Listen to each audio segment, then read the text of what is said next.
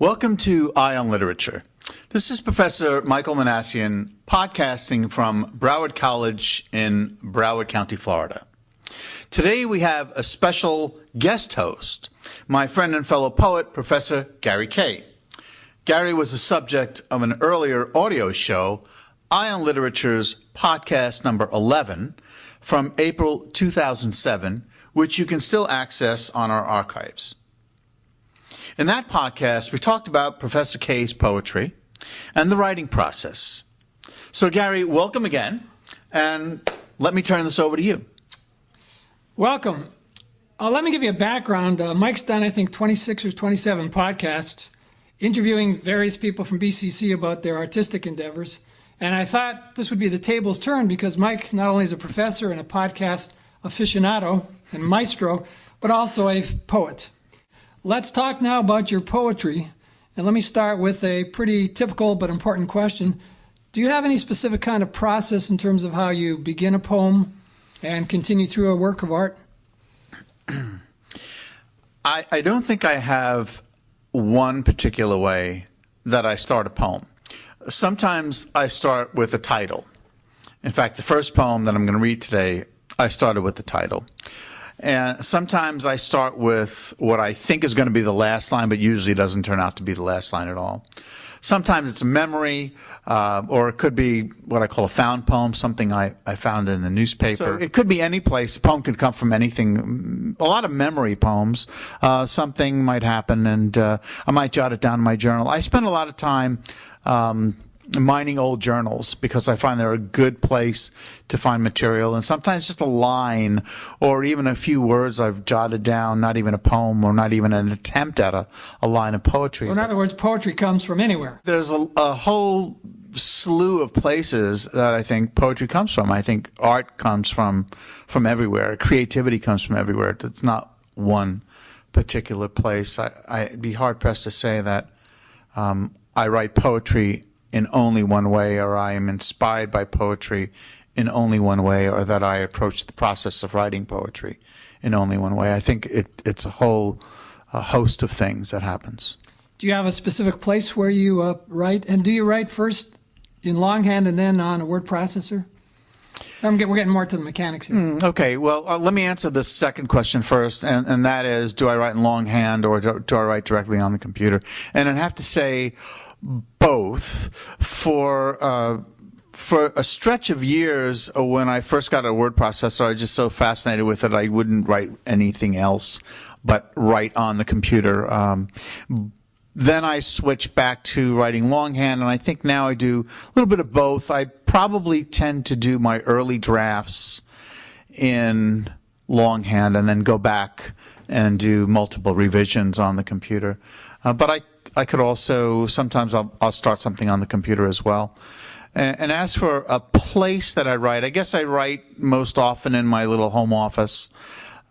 But years ago, I took a workshop with Julia Cameron, who wrote The Artist's Way and a lot of other good books. And I was in New Orleans at a literary conference here, and I took a workshop with her, and I spoke to her at length afterwards as well. And she said something to me. She said, you should have a lot of places where you feel safe to write. And so sometimes it'll be a spot in a park that I just like to go to, or it might be in my office or in my bedroom, or at the dining room table at home, or just some place that I feel comfortable. I really like that word that you said. You have to feel safe to write.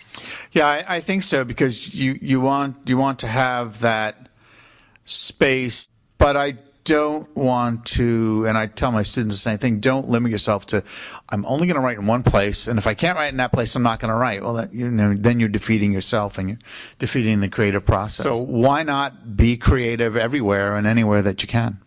Yeah, when the muse strikes, go, no matter where it strikes. One other question, the combination there, and you alluded to it. In terms of revision, typically how often do you revise?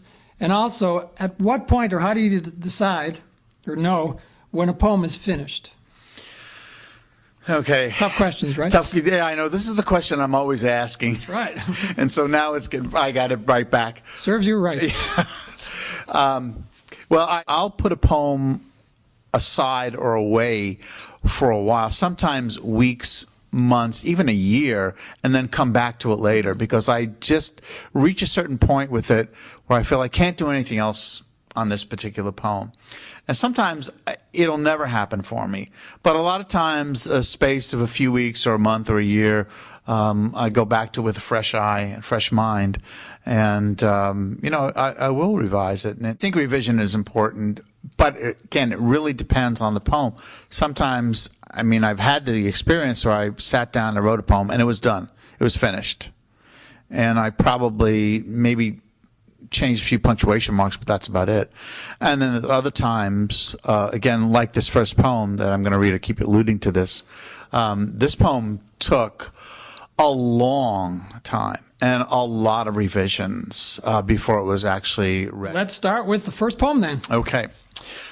This one, the title, as I said, the title came to me first. And maybe I should talk a little bit about the evolution of this poem. As I said, the title came to me first, and I had been reading a lot of Edgar Allan Poe, short stories and some of his critical writings also, and his poetry. And I just fascinated by his life, I think, almost maybe more than what he was actually writing. And then I came up with the title, and this all started percolating in my mind. The poem originally was probably 2 or 3 times the length that it is now. And at one point I thought it was done, and then I put it aside for a couple of months, and I went back to it and I thought, this poem needs a lot of help. So I started cutting, and then I took the poem to a workshop out west. I was in Santa Fe, New Mexico, at a poetry workshop, I guess it was 1999. And finally, I thought it was pretty much ready, and that's how the poem sort of got to be where it is today. It's called Crazy Jane Talks to Me, and I answer back. Crazy Jane talks to me every night in her low, husky voice. She gives good phone sex, electronic, photon, optic, fiber, head. I'm writing a new Edgar Allan Poe story. His heroines were always entombed, never buried, so they could walk again. Crazy Jane visits me and pounds on the door. I notice her panties around her ankle like a thin bracelet of lace, symbolic and glistening with the dampness of her madness. On the Home Shopping Network, they are selling tape recorders and dope. A man with hard, dark, gem-like eyes and a crooked mustache appears, wearing a black suit and a bow tie. He faces the camera and speaks. Your name is Edgar Allan Poe. You didn't die in Baltimore. You are alive. Your mouth is a road others travel. Your words are a map of the future and streets of graveyards, I am sure. The air is full of moths and butterflies. Crazy Jane's brain is aflame, her body feverish and wet. The fan above the bed cuts through the air like 2 stiff sets of wings.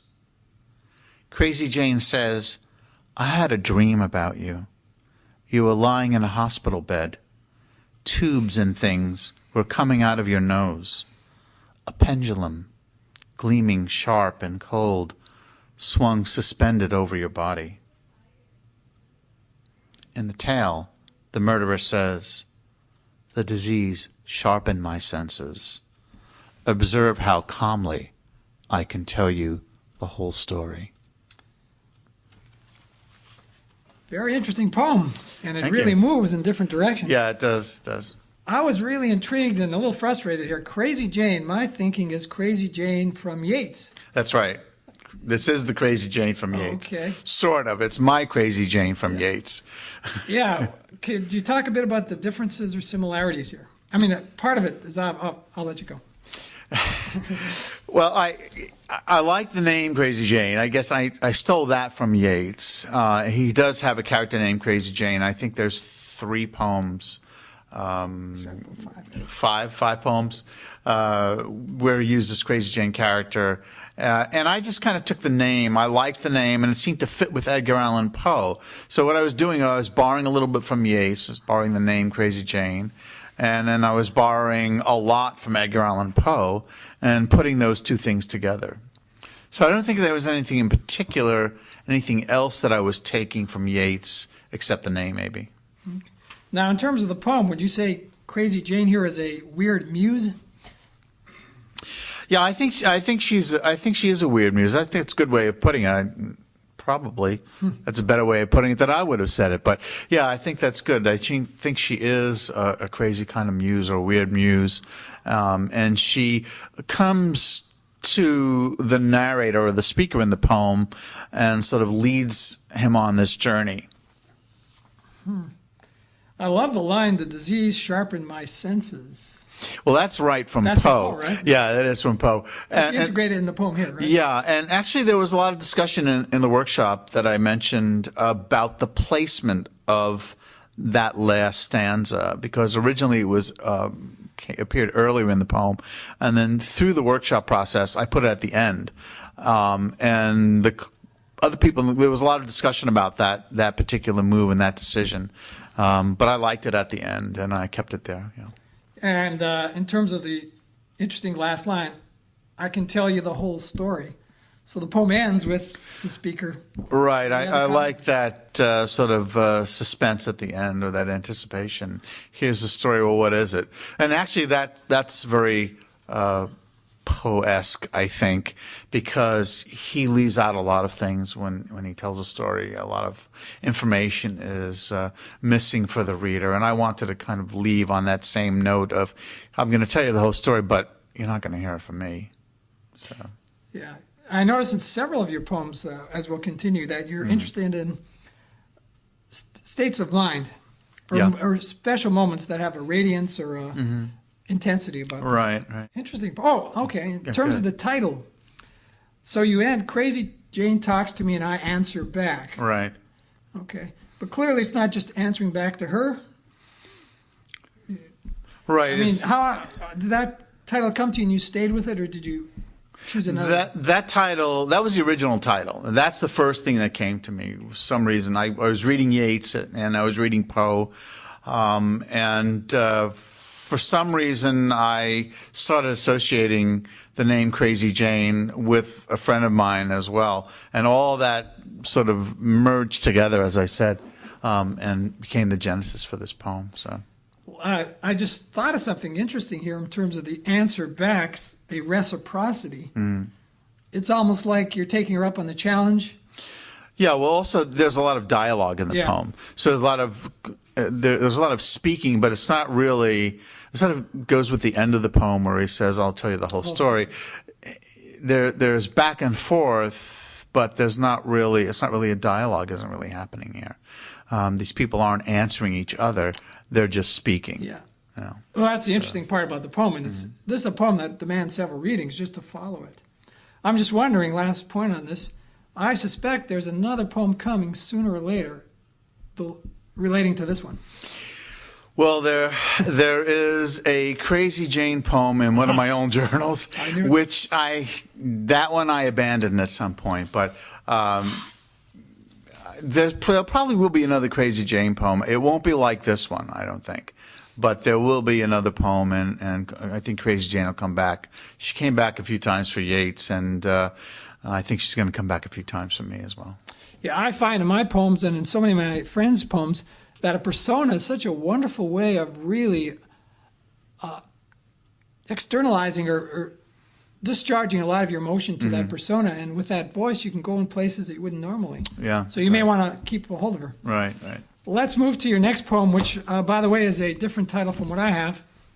So you can give us this poem. I should mention that the Crazy Jane poem was first published in Savannah Literary Journal, and was later reprinted actually in CityLink magazine. They did an article on this poem. The theme of the article was how writers borrow from other writers.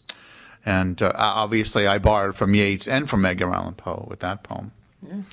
This poem was recently published in the White Pelican Review in the fall of 2007. And it was also nominated for a Pushcart Prize. And this is called The Taste of Lavash. And lavash is an Armenian word for bread.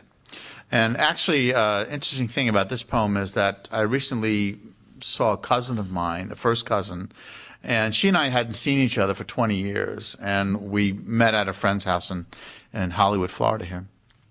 And out of the blue, one of the things she started talking about was this bread. And I brought up the poem, and we had a good bit of reminiscence about the whole process here. The Taste of Lavash.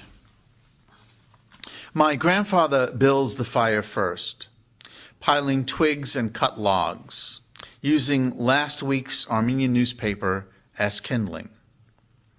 The characters of the printed page merging and melting into another alphabet of heat and flame. Next, a square sheet of tin is placed over the grate of the backyard fireplace, as my aunts carry out bowls and water to a table sitting under the trees, a house built of sand and wind. My grandmother wipes her forehead, leaving behind a trace of white flour, like the names of the dead she has whispered in my ear, as she kneads and rolls out pieces of dough, then transfers each one to a wooden paddle I help carry to the fire. Later, we smear fresh butter on each section of round, flat bread we roll up before eating. The salt from our sweat mingled with the flavor of hot buttered lavash, like a communion for those left behind, a thin, crisp palimpsest of names and lives held in ash, melting and merging into images so old they precede language. Just the pure flash of memory, taste, and bread. Very nice. Thank you. And by the way, the copy I have is missing several lines. So it looks like this one was revised quite often, I'm guessing. Yeah, this one went through quite a number of revisions over several months. So yeah, it did. But this one I think is done. It's finished. So we're going to let this one fly just as it is. One thing I noticed, and it came very quickly, is the delicate care you took in terms of the stanzas and the way you break the lines to really slowly recreate the care and precision of the meal. Any comment on that? Right. Well, I think that this is recently. I've been last year or so. I've been concentrating a lot on particular memories that I have. And this was one very distinct memory I had of spending time with my grandparents. And this bread, I mean, my cousin and I were talking about that bread and how there's no other taste that comes close to the way this bread tasted in terms of how absolutely delicious it was and the whole experience of eating it. It was a very communal kind of thing. So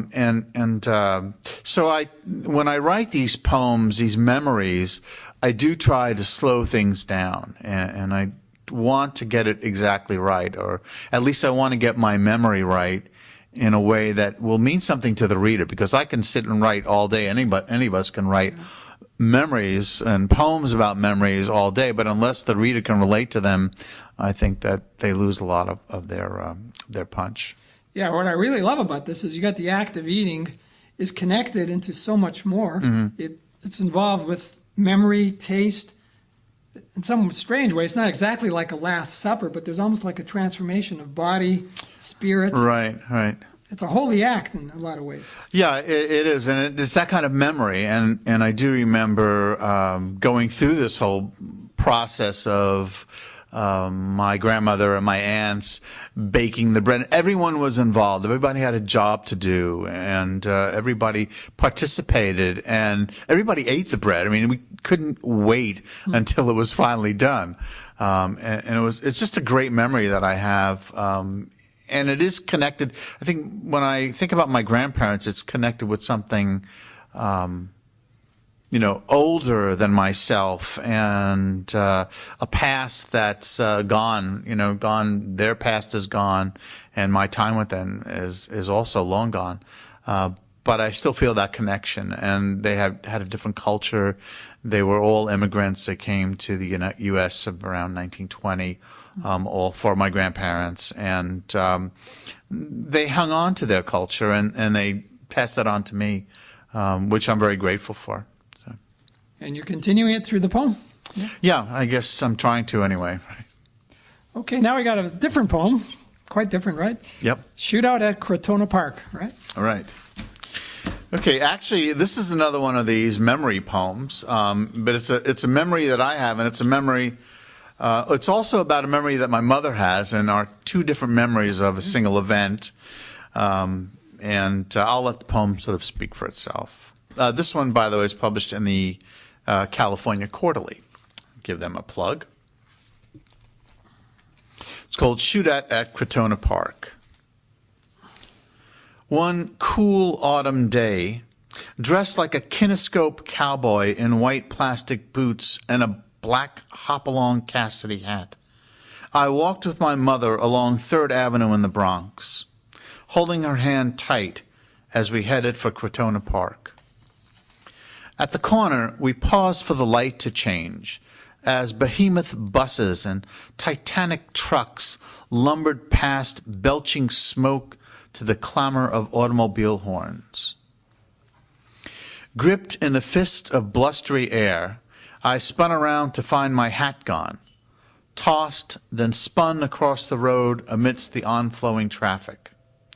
When, like a waylaying outlaw, a car screeched to a halt, and the driver swooped up the hat, then drove off as my mother wailed at the disappearing hulk of metal.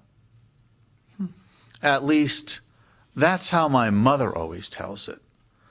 My memory too green to absorb the hat, theft, and car all at once, leaving me with a vague sense of once owning a black cowboy hat, and how it was jammed down so tight on my head that for one brief moment the wind lifted us both before the hat took flight, and I knew how it felt to beat gravity and leave the earth itself. Let's start off with the contrast of the two memories. Quite dramatically different. Any comments on that? Are you getting at your mother being over dramatic or something? I'm getting at my mother's memory, I guess, because sometimes and it's funny because my parents don't live together, and I'll ask my father about something that happened, and he'll just give me this look like that never happened. And then I'll ask my mother about it, and she'll have another version which is completely different from what I remember or what other people in the family remember. So it's kind of a play on that about the way people, reality is a construct of our minds, and everybody has a different construct of events and the past, and our perspective is different. So one thing can happen. It's the Rashomon effect. We look at something, we look at an event, and we all have a different perspective on it. So I guess that's part of the poem. And there was also this intriguing story because I don't remember. I remember the hat, and I remember it got blown off my head at some point, I think, because I was very young. Probably around 5 years old, but I don't remember anything else. So I had to create the memory based on what my mother told me, which I guess she's right. I don't think she would make this up, but it was just trying to recall. I couldn't remember as hard as I tried. I couldn't remember this event, so I sort of built it around what she told me about what happened, and then I'm trying to think, well, what do I remember? Not much at all. So that's where it came from. I like structurally where you go, because you move it down from the memory of your mother, and you're really focusing on the buses and the atmosphere. Then you move it down, it crystallizes into this moment. Mm-hmm. And is there a paradox here in the idea that lifts you up for a brief moment, which gives you a sense of power? And also, is there a possibility of some loss of innocence? Well, I'm not sure about the loss of innocence, because the hat just disappeared. You know, when you're a kid, your toys disappear. I mean, they do. Other kids take them, they break. You lose them, you drop them. Your sister or brother take them. Things happen. But I do remember taking walks with my mother in New York. We lived in New York until I was around 5 years old, and then we moved to New Jersey. And I do remember walking along the streets and how everything seemed so huge. And that's one thing I wanted to get across. The cars seem giant, and the buses and the taxis and the trucks, and I was small, and everything just seemed to have this enormous scale. So I think I was moving from that giant landscape that I was moving in, that I could remember, to this particular moment that I didn't have much of a memory. So I was relying on my mother and then questioning her at the same time, questioning her memory, actually. Yeah, I like the way you fuse things with to absorb the hat, theft, and car all at once. So yeah, I like the structure that you put into this moment, and it constructs something. Mm-hmm. Because there was a lot to absorb, and for a kid, especially, how do you explain to a kid, a guy just stopped his car and stole your hat? How do you get that across? What is it? Doesn't make any sense to a kid, and so even if I could remember it, it wouldn't have made any sense to me at the time. Yeah, and the poem creates something in some ways even better. Another thing there is like how it felt to beat gravity and leave the earth itself. Mm-hmm. So there's almost a Peter Pan moment, or this idea of escape. Right. Well, it's something. Again, this is my own construct, and it's a fictional construct. Right. I don't think I left the earth. I don't remember what happened to the hat. I guess it blew off my head, and the guy picked it up. But it seemed to me that I wanted to take that moment and to superimpose something positive on it, that there was this absolute moment of freedom. That's what it is. You leave the earth, you're free. You beat gravity. How can you do that? And a kid can do that. That's right. Yeah. I can't do it anymore, but my 5-year-old self can do it. That's the poem, right? Yeah. Right and there. you notice how you got the hat is jammed down so tight on your head. Yeah. Well, continued good luck with your poetry and with your podcast, and I'm going to turn it over to you for your signature. Okay. Goodbye. Well, thanks a lot. And thank you very much. You're a great host, and I think we're going to have to bring you on more often to do some of the interviewing. I think you did a great job tonight. Okay. Terrific. Well, that is the end of today's podcast, and I want to thank Gary, and also would like to thank Professor Bob Buford, who's filming this. This is Professor Michael Minassian, podcasting from Broward College in Broward County, Florida, reminding you to keep your eye on literature.